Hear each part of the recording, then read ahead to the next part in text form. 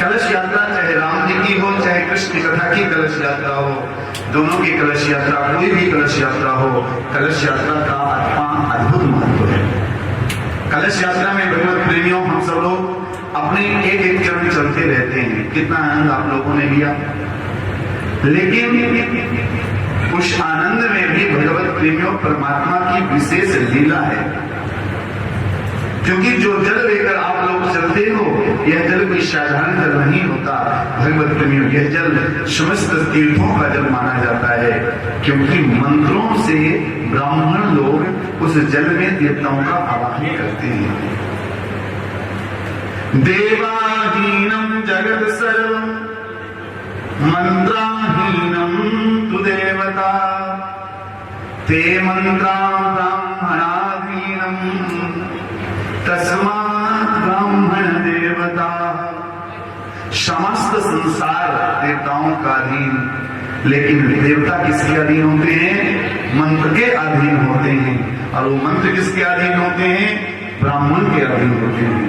ब्राह्मण जहां चाहे उस मंत्र के द्वारा परमात्मा की शक्ति को, परमात्मा के अंश को मंत्रों के द्वारा बुला लेते हैं, आवाहन कर लेते हैं। ऐसे ब्राह्मणों ने कलश में समस्त तीर्थ नदियों का आवाहन किया है।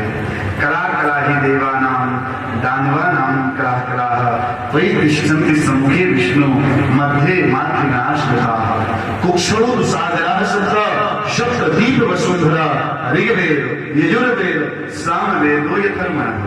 समस्त वेद, समस्त नदियां, समस्त तीर्थ, समस्त समुद्र सभी इस जल में भगवत प्रेमियों आवाहित रहते हैं। इसलिए कलश यात्रा चलना कोई साधारण बात नहीं होती। हम लोग साधारण ले लेते हैं, चलो कलश यात्रा बुलाया है, नहीं लेंगे मन में तरह तरह के सोचते हैं। बहुत लोग नाम लिखाने के बाद कैसे हो जाते हैं, क्योंकि परमात्मा ने उन्हें शायद किसी कारणवश से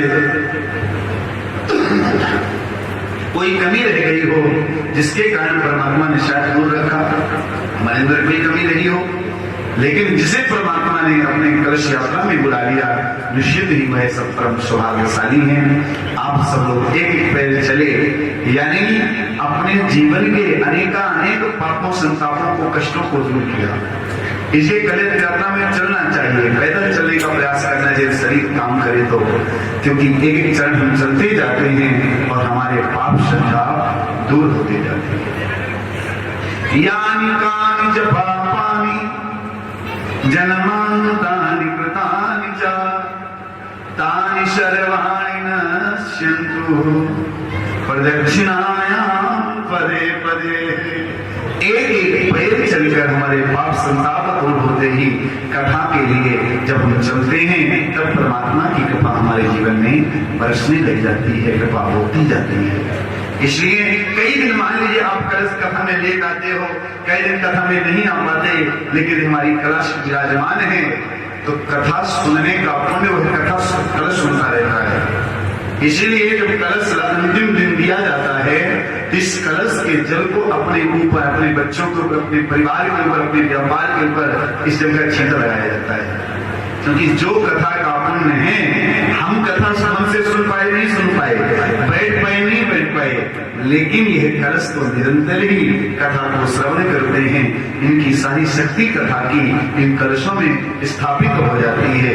इस कलश में बड़ा अद्भुत महत्व बताया जाता है।